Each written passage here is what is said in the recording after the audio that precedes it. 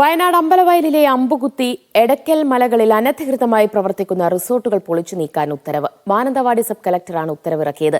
സുൽത്താൻ ബത്തേരി തഹസിൽദാരുടെ നേതൃത്വത്തിലുള്ള സംഘത്തിന്റെ റിപ്പോർട്ടിന്റെ അടിസ്ഥാനത്തിലാണ് നടപടി. ഉരുൾപൊട്ടലടക്കം ഉയർന്ന അപകട സാധ്യത നിലനിൽക്കുന്ന പ്രദേശങ്ങളിൽ പ്രവർത്തിക്കുന്ന റിസോർട്ടുകളാണ് പൊളിച്ചു നീക്കാൻ സബ് കളക്ടർ ഉത്തരവിട്ടത്.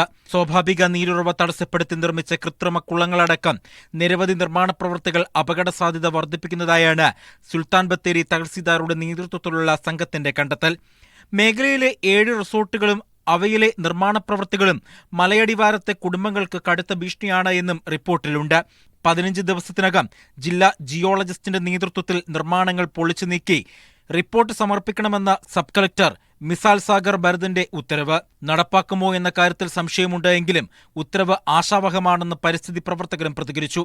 ഇപ്പോഴെങ്കിലും ഇത് പൊളിച്ചു മാറ്റാൻ ഒരു ഉത്തരവിട്ടത് ആശാവഹമാണ്. പക്ഷേ അത് എത്രമാത്രം ഈ ഉന്നതന്മാരുടെ ഇടയിൽ നടപ്പാവും എന്നുള്ള കാര്യത്തിൽ സംശയമുണ്ട്. അവിടുത്തെ അനധികൃത നിർമ്മാണങ്ങൾ പൊളിച്ചു മാറ്റുകയാണെങ്കിൽ, അവിടുത്തെ അനധികൃത കയ്യേറ്റങ്ങൾ ഒഴിവാക്കുകയാണെങ്കിൽ എടക്കൽ ഗുഹ പോലെയുള്ള അമൂല്യമായ ഒരു ചരിത്ര സമ്പത്തിന്റെ സംരക്ഷണത്തിന് ഒരുപാട് ഉതകുന്ന നടപടികളായിരിക്കും. സെപ്റ്റംബറിൽ നടന്ന ജില്ലാ വികസന സമിതി യോഗത്തിൽ വിഷയം ചർച്ചയായതിന് പിന്നാലെയാണ് പരിശോധന നടത്തി റിപ്പോർട്ട് സമർപ്പിക്കാൻ സുൽത്താൻ ബത്തേരി തഹസിൽദാരുടെ നേതൃത്വത്തിലുള്ള ഉദ്യോഗസ്ഥ സംഘത്തെ സബ് കളക്ടർ ചുമതലപ്പെടുത്തിയത്.